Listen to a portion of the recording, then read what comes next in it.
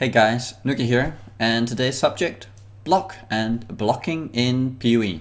So, first off, what is block? Well, block is another layer of defense in line of dodge and resist and armor. It's another layer that you can add to your defense. And the way it works is that depending on how much chance to block you have a chance to, every time you get attacked or hit by a spell, to block it, depending on how much block or spell block you have. So you gain block from shield and staves and dual wielding, and you gain spell block depending on how much spell block conversion you have from your original amount of block. So in order to get spell block, you have to have block in the first place. Also, whenever you do get hit, first off it's going to check if you either evade or you dodge it, and if you do, then nothing happens, and if you don't, then it goes on to check if you block. The difference between dodge and block is this: where dodge mitigates everything like evasion, even the stun and the status ailments and everything, block only mitigates the damage portion and the status ailment. It will not mitigate the stun. So if you get hit by an attack or a spell that would otherwise have stunned you, it's still going to stun you, but you're going to mitigate both the status ailment and the damage. You can then reduce the duration, like I explained in the live video, by getting stun block recovery or block recovery that also applies to the shield. So the way to get block is this: you either have a shield, a staff, or dual wielding. Let's just go over shields, and then you can figure out if you want to try dual wielding or with staffs. I can say that it does work with dual wielding, doesn't really work with staves.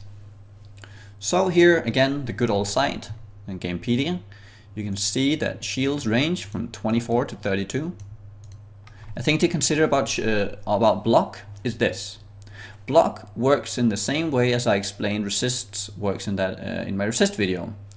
The more you get, the better.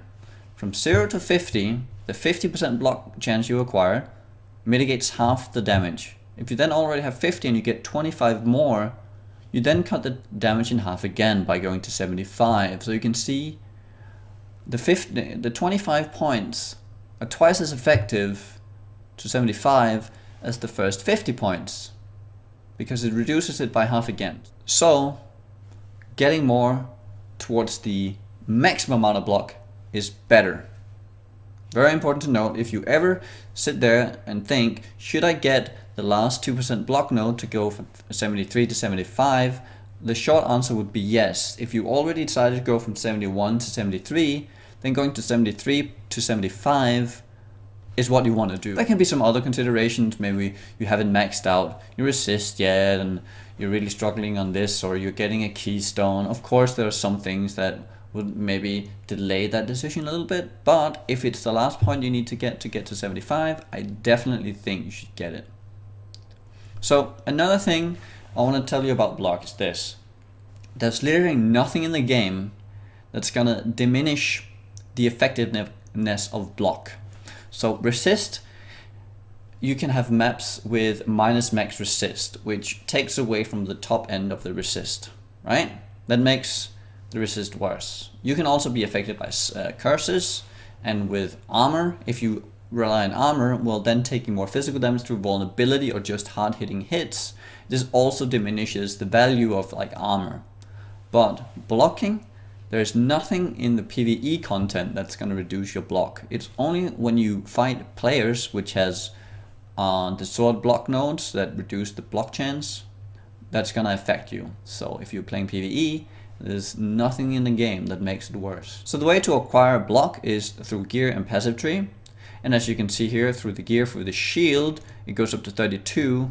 It only goes for a staff to 18. As you can see, there is a very big difference, especially because if you're trying to acquire max block, you're going to be very stretched out on your passive tree, because there are only so many block nodes. They go from 2 to 4, and as you can see, getting to 75 requires a lot of those nodes. And if they're spread out, you're going to have a hard time acquiring them all, especially if you're going for the 75. This is also why I don't recommend you going for that staff block build, because it's not going to work. there is not enough staff block build or block nodes and all that. There's plenty of shield block nodes, and there's a good amount of dual wield block nodes to make this happen, but for staffs, no. I can just show you quickly here some of the passive nodes, as you can see here, 4 additional. All these you can find them on the tree. You can experiment the best ways. People do this all the time. For the staffs, there are literally none. For dual wield, there are plenty again. And then you have some of the recovery that you can opt into or not. So for the spell block part, what happens is this. Blocking can be acquired without having to really let go of any life or resist or armor. It's mostly some trade-offs on the passive tree. Spell block, however, you always end up trading with an item slot. For instance, Stone of Lassoir is the perfect example. It is a 50% chance to block the spells. It gives you a good amount of cast speed and mana, but nothing else. Normally you could get life, you can get resist, you can get physical damage, you can get spell damage, crit chance. All these things can happen on a neck. So necks are in general like very valuable pieces of gear. And then you swap it out with this, but what happens is that if you get that 75 spell block, then you essentially only take a quarter of the damage from spells that you would normally do. So to obtain that spell block can be insanely good for you depending on build. And that's why you sometimes do want to like sacrifice a neck slot or the boots or the shield to get this. There's also some good shields with that has higher block chance themselves. There's the Crest of Perandus, 40% block chance, physical leech and life. This is a very, very good starter shield for block builds. If you're only focused on attacks and if you're focusing on using block against your own reflect, then Crest of Perandus is a very widely used shield for that, and it works wonders, especially early game because it's so easy to acquire.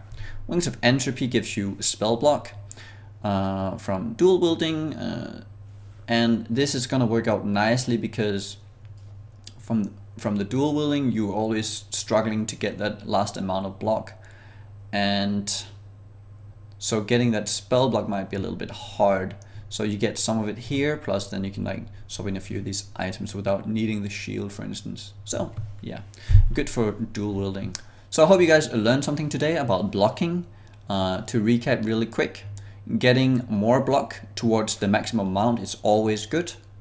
Blocking is not affected by anything at all, so it's always a strong skill, especially if you have a strong character beneath the block. Very important to note, because block can fail. Block is random. So you can fail like 4 times in a row, get hit by 4 big hits. If you don't have anything below your block, you get screwed, just like my friend did the other day with his legacy, hardcore, soul taker, and aegis and all that. His character wasn't strong enough below the block, and it failed multiple times in a row and he ended up dying. So do note that that is a very, very risky part if you choose to go block, that it can fail. And lastly, there's nothing to diminish the value of block, so getting that max on top of your character will always be very nice, and this is what people have finally figured out. So hope you guys learned something today, and I'll see you guys next time.